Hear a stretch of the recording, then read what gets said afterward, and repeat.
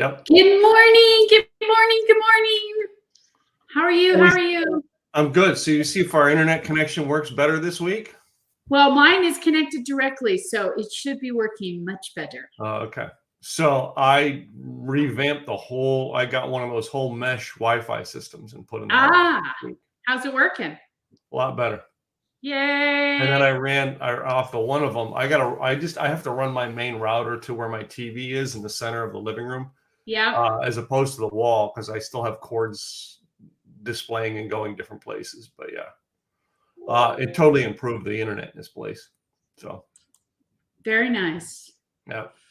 So. I'll have to think of doing one of those myself. Well, that's the next thing on the list. It's the mesh systems or the one we got is designed to cover 7,500 square feet and go through walls better. Which one did you get? The Orbi. I've heard of the Orbi. That's actually Orbi is from what's the name of the company? That's like a major one. Yeah, who's a company? I don't remember Orbi. ORBI. Who owns Orbi? Who owns Orbi? Thank Netgear. God for Google. It was Netgear, not the one that there was like Erie or something like that was owned by Google Nest, I think it was the Google one. And I thought about that one at first, but what I liked about the Orbi one is the satellites. I have the one satellite's right behind me here, and I have a direct cable going into the computer from it. So very cool. Works 10 times better. Again, it's almost like the setup I had at the condo. So. For those that watched last week, well, I apologize because man, that was bad feed. And I was blacked out, and it was bad feed. So apologies for that. No. Apologies. That's what happens. But you know what? The show must go on. Sure. Whatever you say. So this guy, he's got to get more excited. Yeah. Can you tell my excitement level has dropped on things I'm doing? Substantially. What the hell, man? Are you done? My energy is just spent on everything I've been working on in this industry for 12 years, 13 years. You're done? I don't know though I'm done. I'm fed up right now. Right? I get you. I get it. Yeah. I mean, there are times when you get to that point when you've been doing it for as long as we have, that it's like, I'm so done dealing with people and clients and crap. And here's what I am done with is, I was telling my mastermind this last night is, in 2023, I'll be done speaking at other people's events. I won't speak at other people's events unless you're really, really paying me. Oh my God. I was going to have an event and I was going to invite you to speak. Oh, wow. Bummer. In 2023. Yeah. Well, 2023 is the last. Here's why. Now, I'm not picking on people who have events, but the headache that goes along with speaking at other people's events, right? I can control promoting my own event. I can control promoting my own event. I can't control the amount of people that are coming to your event, no matter how much you think I can control for it. And you can't, like when I host my own event, I know that the speakers aren't going to promote it, period. All right. I can have 5 speakers a month. They're not going to promote it. And I'm okay with that. I've learned to work around that. Right. But going to an event, you got, you know that every speaker who comes to your event ain't promoting it. But you go to their event and they're begging, pleading, and like badgering you to promote to be on your stage. Yeah. All right, get on my stage. Come on. Why isn't this on your social media? Well, that's for all the speakers out there. I mean, our buddy Tony Caruso that we talk about all the time. That was one of the things that used to drive her nuts as well. Is that, I mean, if you're going to be a speaker for an event, at least do your part and sell it out there to your audience. So that your audience is in a room. Did you freeze up on me? Oh, there you go. All right. I was like, you froze. And I'm like, no. Anyway, no, here's the deal with promoting someone else's event. It looks so unnatural. My audience is used to seeing me a certain way. And all Yeah. of a sudden, I'm promoting your event the way you want. They're like, this isn't Tim. I ain't going.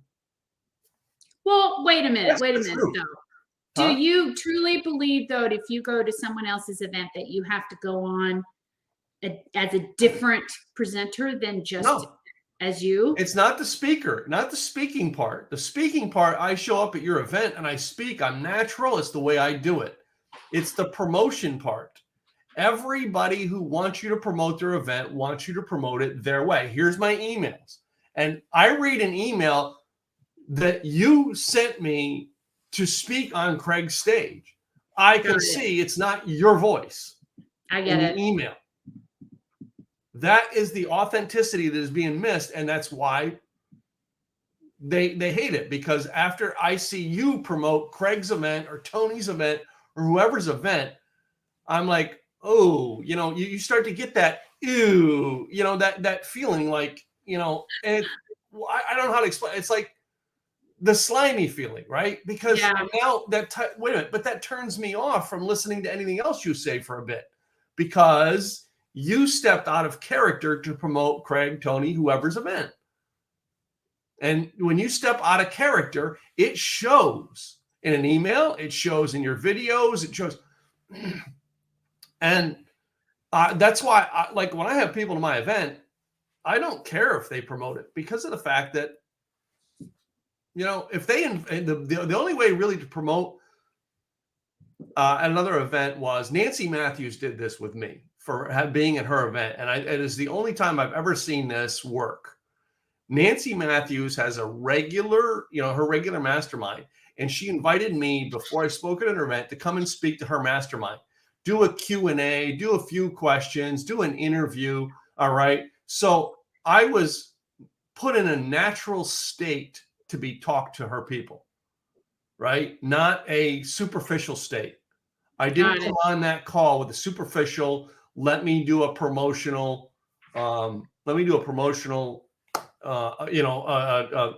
speech. No, I came on and I was just me talking with her.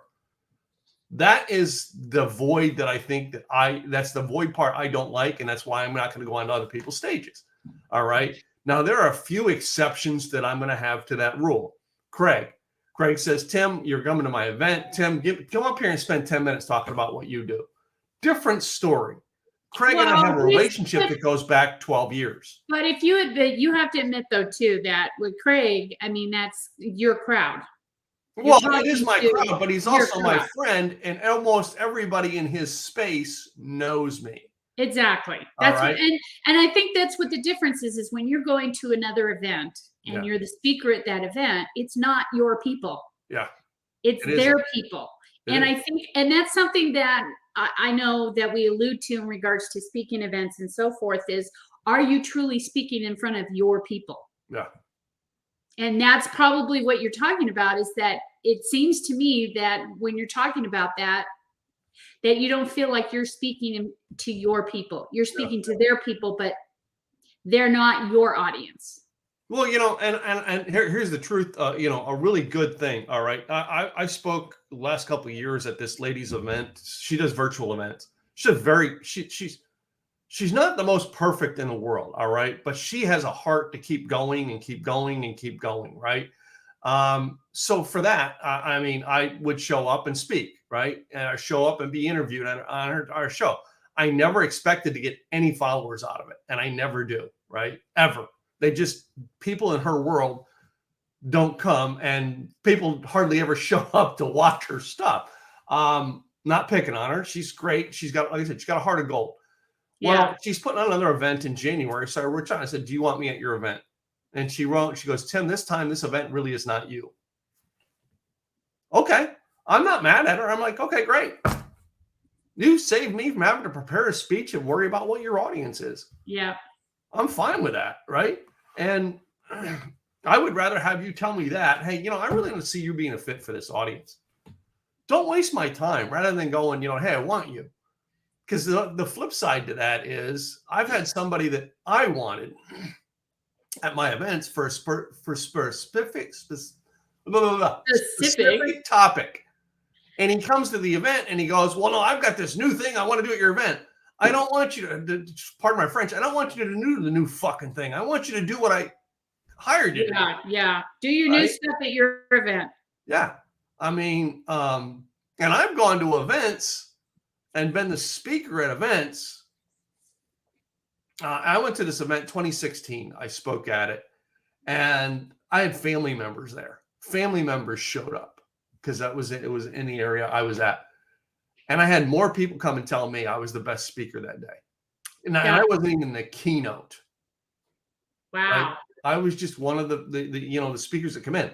And what it is because I was doing an engaging speech geared to what they do, right? Based on what I was told the audience would do and helping them see a new area to take their stuff to. And I wasn't allowed to sell. All I did, and I think I still have a dozen people on my list from that event, right? That basically was like, hey, I want to be on your email list. They give me their cards or whatever, right? That to me was one of the most impactful speeches because I got to go be me, share something, and engage with the audience, and the audience loved it. And I didn't know anybody in the room when I got there. Like I was the right after lunch speaker, which I learned that from Craig. I always take that spot because I can come to life and energy after lunch to really wow the crowd. Well, and that's the important part too, is after lunch, you really have to pick up the energy. I think you were at the one that I did with Tony's in California. I think I was the after lunch there as well, wasn't I? Yeah, I think so. All right. And I told Tony, I'll take that spot because I will do something that will get the crowd moving again. All right. And I learned to do something to get the crowd moving from Craig, right? I had come up with something that makes the crowd get out of their comfort zone, right? And it really truthfully only works the way I do it right after lunch. Put me at 3 or 4 in the afternoon, doesn't work. All right. You got to get me coming back from a break to do it. So, and it only works in a live room. It doesn't work in my virtual events. So let me ask you this. Out of all the speaking events you've done, how many clients would you say have come from those? Probably about 200. In the past 6 years, about 200 clients. So what got you into speaking in the first place? And why did you do it? A guy named Zig Ziglar said I should do it. Why did he say you should do it? Because he'd seen me at church and the way I wasn't afraid to walk to the front of the room and do something. Yeah. Okay. All right. Well, let me ask you this then. What if you're on a stage, what do you consider a really good speaker? Number one, someone who's in tune with the room, someone who engages with the room, and someone who helps the room take something and improve it. Okay, so for our audience here, I mean, it's one thing to say that, but how do you engage the room, and how do you engage that audience, and what is it that you do so that now their interest is piqued and now they're ready to sit down and listen? See if this works. Oh, okay. There we go. I do this. Post a comment. I'm just asking this because I know there's a lot of people out there that want to speak, but let's face it, the majority of people aren't skilled at it. Are not good at it. No. I remember. Wait. I remember James going to one of James Malinchek's. To me, I got an awful lot out of James because James made me focus on. I'm going to go through all of the people who've mentored me on speaking and why. James got me on the idea that I need to have an intention. Whenever I walk on the stage, I got to have an intention. This is a business. This is not a fun game. That's James' thought that I got, right? Craig's I got was I need to be entertaining. All right. You get on that stage. All right. These people are not only here to learn, but they're here to be entertained. And if you just make them learn and not entertain them and keep a smile on their face the whole time, you lose them. They are not engaged with you. Right. I had a guy that, we've seen Bo Eason, but I had a guy here in Dallas that was really good at storytelling. And between him, Dr. James Key. Do you remember James Key used to be in Craig's mastermind? I'm not sure. It doesn't sound familiar. Yeah, James was in there 2016. All right. Him and Matt Brawning. I know you know Matt. Yeah. All right. They taught me about, the story and how to get people engaged with the story. It's not necessarily about, just teaching something. It's use the story to teach. Right. And that also, I got to say, there's a couple of people in that. Suzanne Evans is the other one. Oh, she's I great. still remember the first time that I seen Suzanne Evans speak live. Now, I'd seen her a ton of times on webinars, but live was at Craig's event. And her story about Bye, Felicia. Yeah. Oh, that took my freaking hilarious. It's Bye, Felicia. Yeah. And like Bye, it grabbed me attention. All right. And the thing that secured me was she said, now that story, that happened just 2 weeks ago. That was like light bulb. Yeah.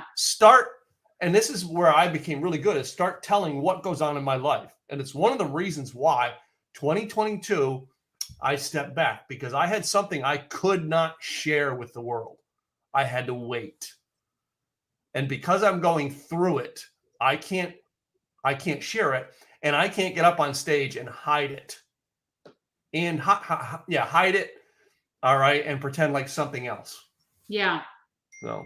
Well, and I think that's a big thing that's hard too, because I know a lot of speakers will get up on stage and they've got their notebook cards, they've got their speech laid out, they know exactly what they're going to say, and I think it's too staged. I think it's too rehearsed because it doesn't sound genuine. All right. Can we do this? Let's see if he's watching the show.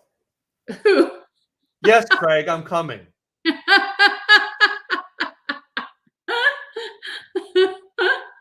He just texted me and asked me if I'm coming to his April event. Wait a minute. I answered back yes, but here's what I'll do. All right, we're set. I'm not a speaker.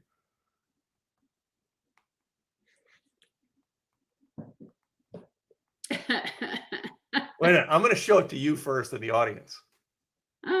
What am I speaking about? Let's see. Oh, no, he's still typing something. So yeah. I'm gonna let the whole world see my text with Craig Dustwall. Oh, he's gonna love you for that. Thanks a lot, Timbo. Don't pay for the lunches. I'll give you yours. Oh, I can't show that. I'm sorry. Oh, don't say Craig, that. I'm sorry.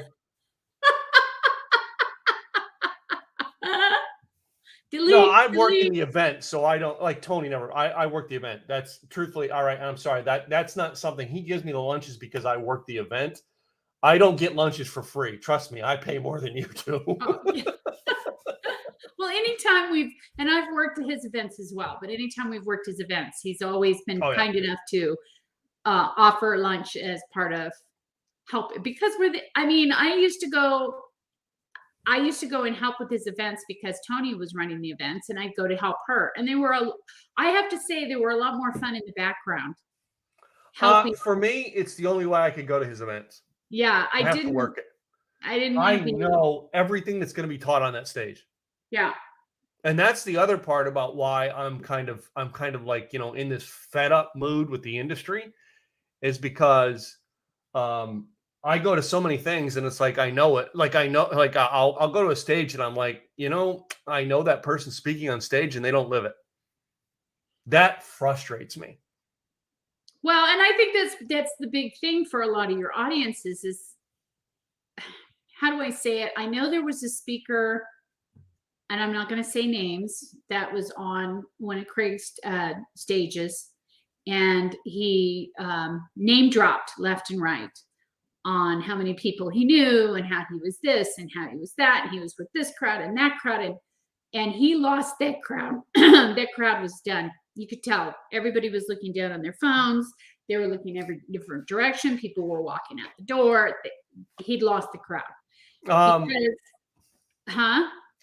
trying to hold on. I'm sure you know who it is, but I'm just saying that when you're up there on stage and you're speaking, it's not about you. And we talked about this. It's not about you. It's about the audience. It's in the private chat. Tell me if I'm right. don't think that's the right name. No. Let's put it this way. One of Craig's members went all in with his program and was on New York, the New York Times, not the New York Times, but New York Square, Times Square, with his picture and the whole works. You'll know when you think about it. You'll know. But I'm just saying. Yep, that's the one. That's the one. He's not. I was so no. disinterested and so turned off. I was done. No. He's not being invited back. Oh my God, I was done. Yeah, but that's what I'm saying, though, is a lot of speakers will get up there and talk about, hey, I know this person, I know that person, I hang out with this person. You can too if you blah, blah, blah. That's not what that was. If you go back probably 10 years ago, that was the I know the format to be successful at selling. That's, the format has changed a lot. And I remember, all right, do you know Jason Nast? Sounds familiar. Jason Nast was in Craig's mastermind when I joined, right? And Jason and I are good friends, all right? Jason used to stay at my house, and I used to stay at his house. Like when he was in Dallas, he'd stay at my house. When I was in Phoenix, I'd stay at his house. We were just friends, right? When he was in town, he used my assistants. It's just like we had such a great relationship. Jason was speaking at an event one time, and people, he had that format down. And someone said to him, Jason, you've got enough information that I can learn from. I really don't need to see that, who your celebrity buddies are. Take that part out. Jason took that part out of his speech. All right. And it changed him. All right. Now he's got a whole new format that he does, a whole new thing he's doing, and he travels the freaking world doing it. Yeah. And that's it. When you take that one piece of, that's holding you back out. I took this celebrity. I never put the celebrity stuff in. I just never did. I always have had, though. I always had something engaging. All right. That may include Craig, something engaging that may include something I did with Glenn. And, what I mean? And I don't sit there and go, well, I'm hanging out with Glenn Morshower. No, I always tell a story about something I did with Glenn. Right. I agree. And most people can figure out it's Glenn that I'm talking about. I agree. I just think as speakers go, and you can tell as soon as that speaker's gotten on the stage whether they're very positive and they're confident in themselves or they're not. Yeah. And the whole audience, the audience is smart enough that they can see that as well. And I pay attention to the audience is what I'm looking at. When a speaker's up on stage, I watch the audience. Are they engaged? Are they leaning forward like this? Are they crying because of a story they're telling? Are they entranced, or are they looking at their phone, talking about the next one? Here's the other thing too is if I'm thrown on a stage without some sort of prep of what I'm going to do, right? So you call me up, or I'm at your event, Katrina, and you all of a sudden go to me and go, Tim, I need to fill 10 minutes, jump on the stage and talk about blah, blah, blah. If I'm not prepped, it's horrible. And I've done it twice on Craig's stage. Horrible, because I wasn't prepped. Yeah. And I learned now to have something prepped, right?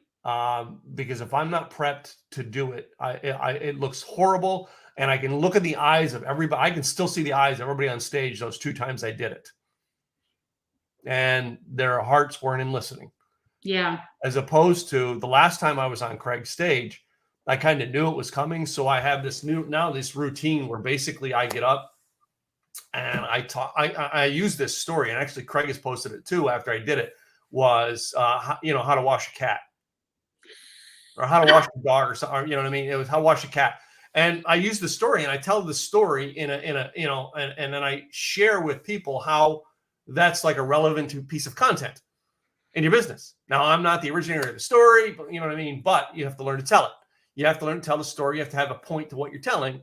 And I share how it's the world's greatest piece of content.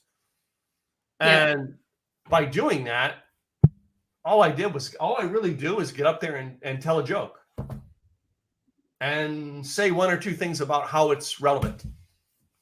Which is perfect. I mean, when you make an audience laugh, Yeah. golden, you've got them right in your hand. Yeah. Or when you make them cry. I mean, you've seen Sandra Yancey. Yes. And Sandra Yancey is the one speaker that, by the way, Sandra, I love you. I mean, I love her. I've seen her. She can actually start speaking and the room becomes silent. You can hear a pin drop in the room. You can drop a pin. And she can get an audience to cry. She can get an audience to laugh. She can get that whole audience is just enthralled. I told her one time she should be a minister. Yeah. She could get, I mean, they would start tithing with no, sure, all right, yeah, check, no problem. She's got that charisma. And you know, it's interesting because I was reading an article and it was talking about the people that have that it factor. It's called charisma. It's when they walk in that door and you immediately see them walking by and you're like, wow, look at that guy. And it's not because the woman or the guy's good looking. It's because they just exude this charisma. Mm-hmm. Don't you agree? Well, but what does someone do that doesn't, what would someone do that doesn't think they have that charisma? See, I didn't think I had that. Well, I think that, and like you said, it has to do with storytelling.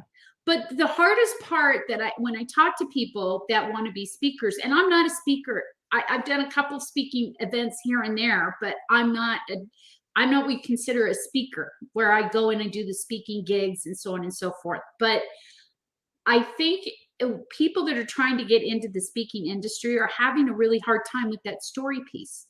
They're having a really hard time telling a story, number one, that's going to really enthrall the audience, or telling it in such a way that they feel comfortable telling it and they've got the audience captured.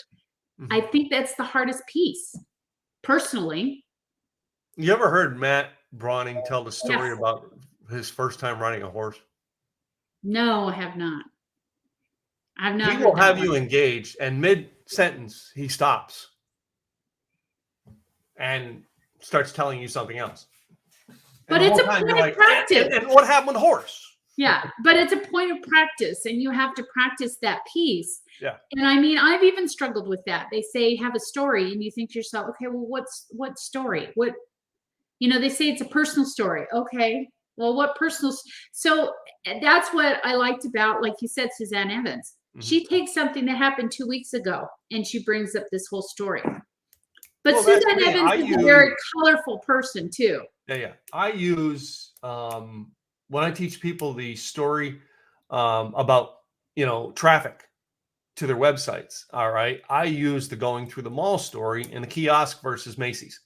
Yeah. And and I talk about the kiosk because, like, to me, there was a guy at a kiosk at the mall I used to go to on a regular basis who basically, tried to sell me hand lotion. Do I look like I'm buying hand lotion, dude? Do I look like I came to the freaking mall today to get hand lotion? I know. It's like, stop already. But, all right.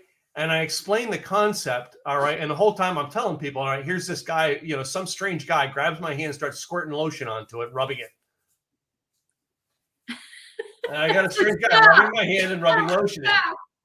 All right. And I go, I said, see, that's the thing with traffic. All right. This guy is a businessman and he's got traffic walking by him all day long. The problem is the traffic's on the way to Macy's. Yeah. Now, Macy's has got a list. This guy has no list. You know why Macy's has a list? Because Macy's sent a letter to my mom when I was born, said when he's 18, make sure he signs up for his Macy's credit card. You know what I mean? Macy's has been marketing me before I was born. Yeah. So they got a list. They know who I am. All right. That's why I'm here going to Macy's. I'm not going by.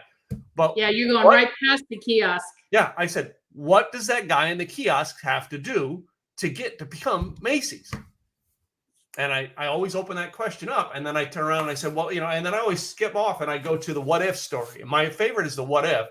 And I take that one based on the undercover billionaire that was done with Glenn Stearns.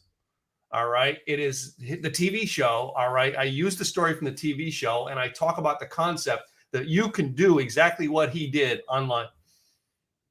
That's the whole point of that show, is for you to learn that. And I always take it, all right, let's just imagine for a moment. I think you've seen me do this one. Let's imagine for the moment. I always pick the local airport, wherever I'm speaking at, and I show a picture of a limo driver. And I say, imagine we're going to go out front right now. I've got a limo driver, and I have the picture of the limo driver on my screen. All right. And we're going to get in a limo. And here I live in, the closest airport to me is Addison Airport. We're going to take a limo down to Addison Airport, where I've got a private jet waiting. All right. I think when I did yours, the closest airport was Burbank. I said, we're going to take a private to Burbank, right? I always pick the local because those people are going to know that local airport. Yep. And I said, now let's imagine, and I have two different towns I use in it. The one town I use is Nashua, New Hampshire, because I know all the statistics on Nashua, New Hampshire. I lived there for 2 years back in the 80s. So I know statistics on how close it is to Boston. I know how many people live in it, right? And, then I kind of ask what's some average things you know about it. It'll tell you, you could Google, it'll tell you how many people live there. It'll tell you how close it is to Boston. All right. And you maybe can find out what their main industry is. Yeah. And the purpose I do that is I try to get people to pull out their phones and Google that town. Right. And the whole purpose behind it is learn Google to search things. It's one of the top search tools in the world. Right. Well, and the easy part about Google too, which is cool, is all you have to do is talk into it. Look up, find this. You don't even have to type. They make it so easy for you. Yeah. But I mean, but like I said, in regards to speakers, I know everybody wants to be one because they realize that how much people they'll get on their list, and they'll get in front of another audience that normally they wouldn't get in front of. But like you said, it takes a lot of effort. You've got travel involved. You've got to be there. You've got to be prepared. Is it your audience? Is it not your audience? And if I wanted to go out and I wanted to learn speaking and get myself out there, what is the best advice you would say to somebody that's saying, I just want to get out there and start speaking? How do I start? What do I do? I personally would say, start right here. Get online every day. Yep. Do a video every day. And I remember, and actually that's why I'm right now, I'm rewriting my Simple Easy courses and going to put them all up in new format. And one of them is I understand the concept. I actually bought the domain name many, many years ago called Simple Easy Branding. And the concept of using content to build your brand. Yep. All right. And when I say Simple Easy Branding, everybody starts thinking logo. They start, I asked that question one time in a mastermind. When I say branding, what do you think about? No one ever sits there and thinks I could build a brand by just creating content. No. I built my entire brand and my entire known out there by content. It is not because I got on some stage. It is not because I had a certain color. It is not because I had a fancy logo. It's not because I had a fancy name. It was all because all I did was create consistent content. Let's admit it, though. You are a sharp cookie because your name is Gillette. Well, I'm on, one track or two. You do a close shave. Yeah. I don't even use razor blades anymore. My dad used to use the old-fashioned brush with the. No, I actually use a face trimmer. I just trim it about every 7 days. But remember those old-fashioned ones where they would pop up and they were metal, and then you put the blade inside and then you pop them back down. That's what my dad used. Yeah. But I mean, I just think it's interesting that people that I talk to, the main thing that they're always talking about is, I want to get on this person's stage. I want to get on that person's stage. I want to be speaking. I want to be, and what they're saying to get out there is not, I don't believe, is always the best way to do it. Mm-hmm. And I'm not a speaker, so I can't really go in and say, okay, I'm the expert at this. This is what I would recommend you do. But I mean, just knowing from experience and seeing speakers on stage and seeing people that have wanted to be speakers and how they've evolved over the years and what they've done. I just think it's interesting that everybody has sometimes a different perspective on that. Mm-hmm. Yeah, and they do. And I know, like, I think Craig's event is for speakers. All right. I've like all the people who are pitching me to come to their speaker event and realize I could care less about being a speaker. I don't give it. I mean, I love y'all, but dude, I don't give a shit. I don't want to be a speaker anymore. Yeah. It's a lot of work. It's a lot of work. And I mean, you have to advertise it to your audience. Well, the game has now changed again, and most people don't like that. The game has changed, and the truth is you want to get on the stages like Tony Robbins or any stage, you got to pay to get on stage now. Oh, big time. All right. Yeah. And that's, and there's still people out there going, well, if you have to pay to get on a stage, it's not a worthwhile stage. Don't do that. You ain't going to get on stages, period. That's the new business model. Then there's the people who are going, well, you know what I mean? You need to be if you're just on the stage speaking to sell, all right, that's not real speaking. Real speaking is keynote. Yeah. Nobody's hiring freaking keynotes anymore. No. Nobody. All right. And the people who are bringing in keynotes for their stuff, all right, they have those speakers booked out till 2035. They know who they're using. You got to fight your way into it, right?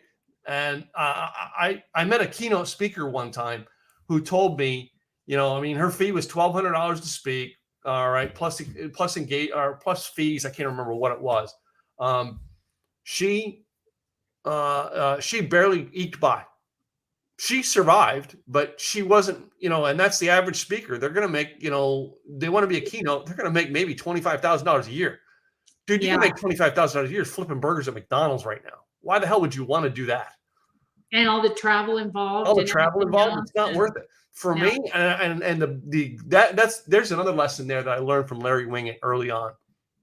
I asked Larry Wingett, oh gosh, it's got to be 12, 13 years ago. I had him on my podcast and I said, Larry, do you love what you do? And he said, hell no, I hate what I do. And I'm like, whoa, that was a shocker for me. That's not what I expected. No. And he says, Tim, let me tell you what I do. He said, I get up at the crack of fucking dawn and I drive my car to the airport and park it there. I get on a plane and fly cramped in this tube with a bunch of other people to some town that I don't know nothing about. And then I've got to rent a car. I've got to get a hotel room. All right. Yeah. I got to eat at some place that may be good, may be bad. I don't know what it's going to be like until I get there. He says, I do all of that stuff and I'm away from my own home, all right, for 24 to 48 hours. Also, I can do the 1 hour talk that I love. It's a lot of work. It is. And most people don't realize, the ones who want, I want to be a speaker because that's so cool. It is 99% crap work for a 1% payoff. I agree. Right? I totally agree.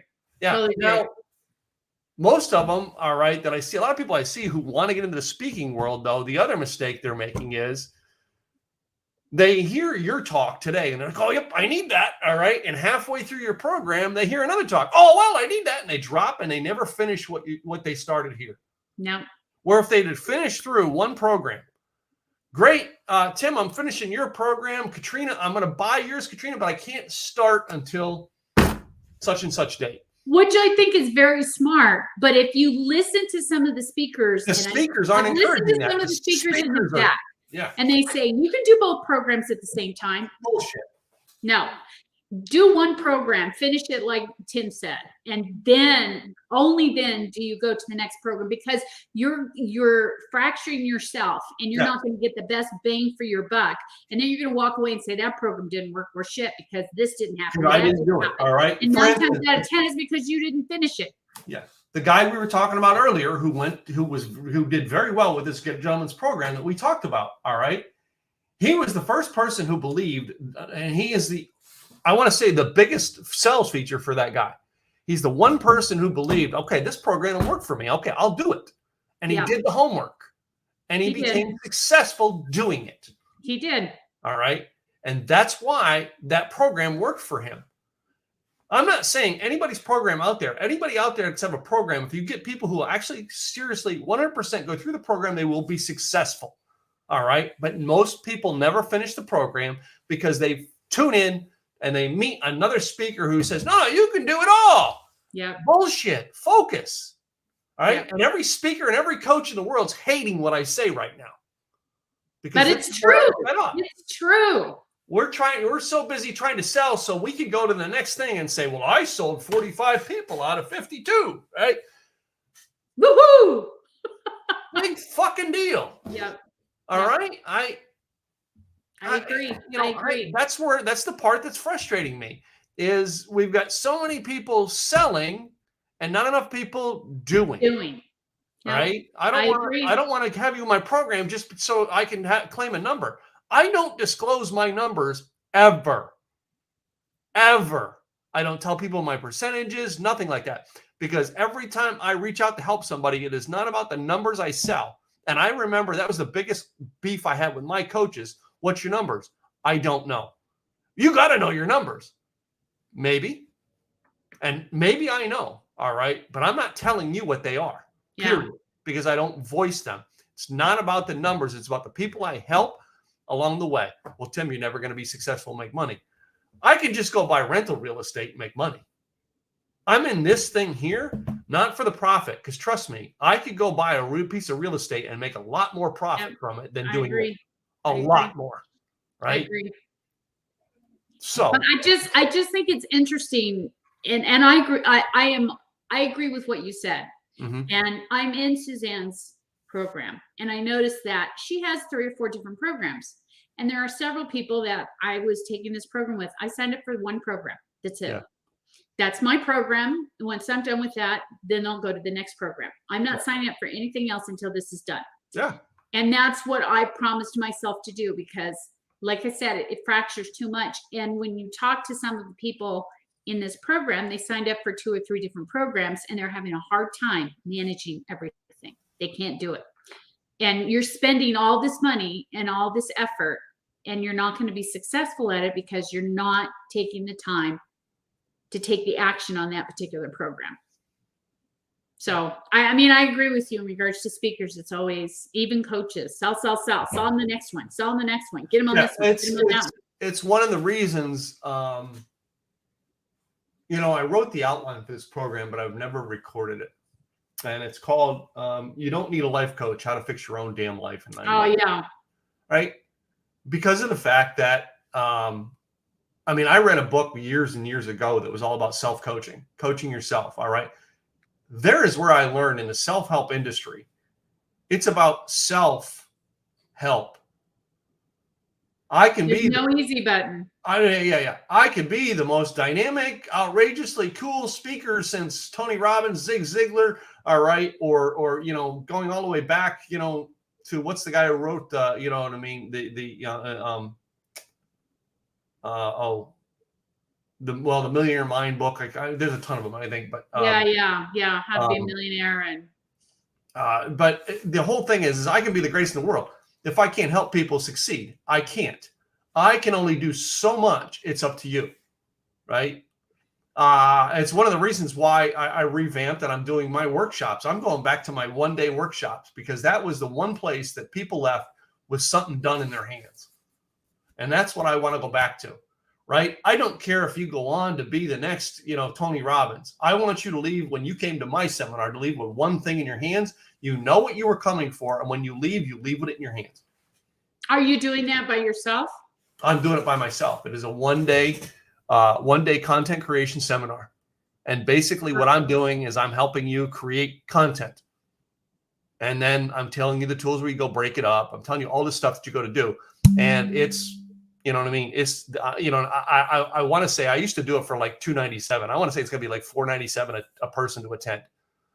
Because I want to eliminate the people who are just, I can tell you how many people I went through my blogging workshop that I haven't freaking seen or heard from in years. Yeah. Right. And like I have that whole blogging workshop, I took it down and I put it down into a course online. And I'll bet you 60% of the people who signed up for that course still haven't completed it. That's the problem. I think people are looking for that easy button, even when it comes to speaking. They want that easy button. They want to just say, oh, let me do it for you. And I think that's the reason why a lot of coaches and business business coaches, whatever, are so frustrated is because they're talking to these people, they're giving them all this advice, they're giving them the tools that they need, but nobody's taking action on it. And so it's very difficult because there's only, from what I've seen in any program, there's very few that are successful in that program, and because they're the ones, like you said, that follow the homework and they do everything to the letter, and then they become successful. Mm-hmm. But thank you, Robert. You mean you don't hang out with just me too, Robert? Robert's on all of my podcasts. He's a guest. He is a listener on all of my podcasts. And we thank you for being here, as Yeah. always. I know Robert. I think Robert had dealings with alcohol, so he doesn't drink, but he shows up for my alcohol podcast and talks. And talks with us. He talks to us through the comments about, you know what I mean, food. Yes, he does. Yes, he does. And that's it. He's an engaged person. Exactly. Would I love it if Robert joined my mastermind? Hell yeah, I'd love it. But he's not my mastermind. All right. And you know, he probably is at a place in his life he can't afford it, and it's okay. All right. He can still show up to these and learn quite a bit. Well, and that's the thing, is you can still learn by taking a lot of those little, I mean, there's a lot of speakers out there that will hand you a big program, and they'll also hand you a small program. Mm-hmm. Take the little program. Start with the little program, and then you can move into the bigger program. But take that little program and do your best to get through that, and then see if the big program is going to work for you before you just sign on the dotted line. But I know a lot of times when you're at an event, these speakers say, well, this is just a one-time thing. I'm only going to give you this discount for here because you've attended, and da-da-da-da-da, so that they can get you on board. And I get that. But I mean, working the back of the room, we saw people that were signing up for, we saw this one woman, she signed up for literally everything. Mm-hmm. Every speaker that offered something, she signed up for it. By the end of the day, she came back and she said, I've done too much. I need to look at all the programs that I signed up for, and I need to go through and figure out what's what. And then I need to take my check back, or I need to get a refund or whatever, because I did too much. Mm-hmm. And I think when people go to these events and they listen to these speakers and so forth, they get so enthralled, and it's like the mob mentality. Oh, everybody's all excited. We're going to do it. Yay. Go back to the back of the room. They sign up. They're all set. Then the next speaker comes up. Oh, they go back to the back of the room. They sign up. And we would see, based on the speaker and how well they did on stage, was how many people would be running to the back of the room and signing up for their program. Yeah. And they had already signed up for 3, 4, 5, 6 other programs. Mm-hmm. So it's just, I think as an audience, we want that magic pill. We want that magic button. We want that magic just to wand to say, okay, it's done. Now you're successful. Yeah, most people don't have a willpower when going to an events, and this is my opinion. All right, you speakers out there who host events are going to hate on me, and I'm not doing this to the most. Someone, when they're attending your event, should sign up for it. If they sign up for your program, whatever it is, all right. Outside of that, their speakers, the most they should sign up for is 2. Yep. 2. I agree. 2 programs outside of your program. So if they sign up for, say, you know, Katrina, they come to my event, they sign up for my mastermind, and I have 5 speakers selling something. 2. Only 2. Yep. And you have to put that in your mind. I'm only going to spend so much. When you go to an event, first of all, nobody has ever sat and thought, I'm going to this event, this is how much money I'm going to spend. No. I do that on every event because I know when I go to an event that there's going to be 5 to 6 good speakers. And every one of them, I'm going to see the value of their program every time. Yep. And I have to pick 2. I agree. I do the same thing. That's me. So I agree. And I also look at the time commitment. I look at the time commitment. And I ask them, what is the time commitment? What is the homework involved, and so on and so forth. So I know I can manage that, all of the pieces that are a part of that program. If I can't, I don't sign up for it. Yeah. I just don't. I wish I could, but I did make this up for people. This is very easy though, by the way. No. I actually have, and this is my 2023. I changed it. I actually was sitting here writing this out last night, talking with my mastermind. In 2023, I have a mastermind that's gold level and platinum level in my mastermind. Now I know you were in my mastermind, and that's, you know what I mean. It's stuff that you and I work on, that why you're my mastermind, and gold and platinum level. The current man, and I have a founders level, which those people who are in the founders level are already in. You can't get into it anymore. All right. I've offered it for 5 years from the foundation of starting it, and that's it. Nobody else is in that package. But my gold is $97 a month. That's it. $97 a month. You get to come to all the calls. You get all the programs I've got. All right. I actually have a website company that's I do template websites for $9.97. If you're in my mastermind, even this $97 you get that template website for $4.97. Right? I do hosting of the websites for $97 a month. If you do have Kartra and want us to do a funnel, it's $147 a month. If you're in my mastermind, you get it all for $47 a month. Again, I'm helping my mastermind. I built these programs to help my mastermind, not to help the world. They want them. They're high prices. The discounts are only here. We're talking discounts. But the simple, easy mastermind takes you and shows you, here's the one mastermind, here's the other. This one here, $97 a month. Click the button, buy. This one here, click here, and you can find out. Now, here's the thing about sales. I've made it so the mastermind is $7,500 a year. There are 2 times a year, or when I'm doing an event, like I will offer it when I do my one-day workshops, I will offer it there for $5,000. When they leave, it goes back to $7,500 if they don't sign up.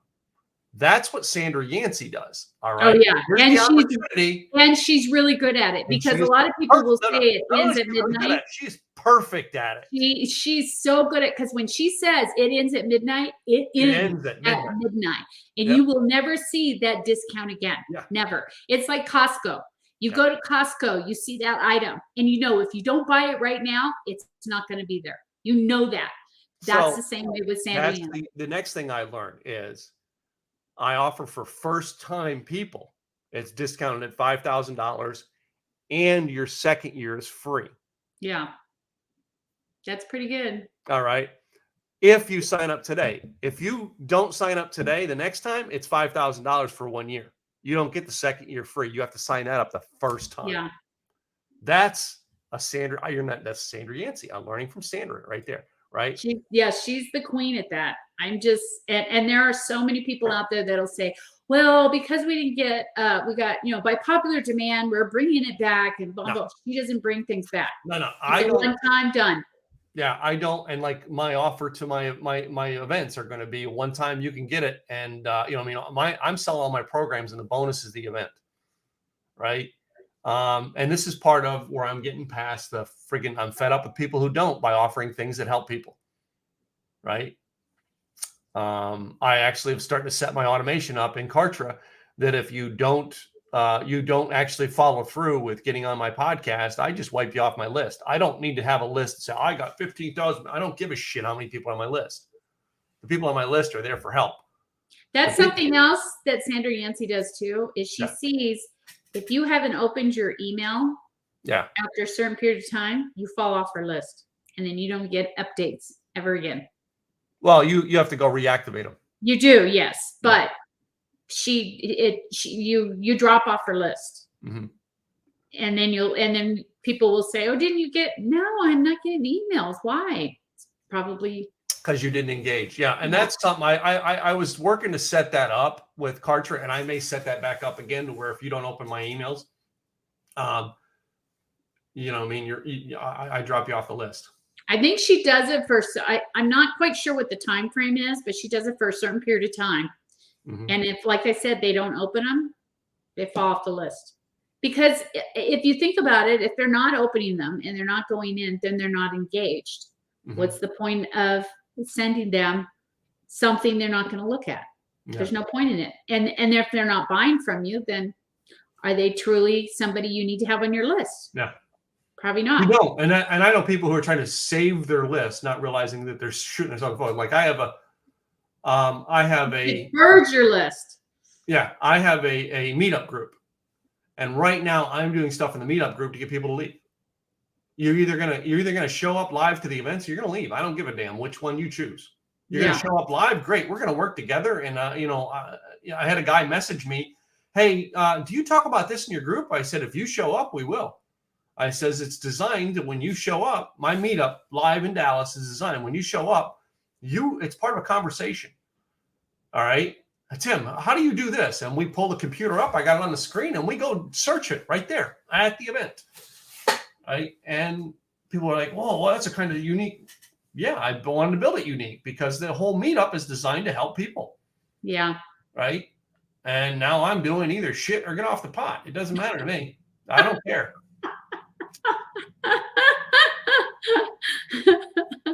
Tim, your list is and I watched a guy who just blatantly came out and said, hey, listen, you either buy or get the hell off my list. I watched a guy say that years ago, and that's not my full attitude, but my attitude is, if you're not going to help yourself, being on my list is not going to help you.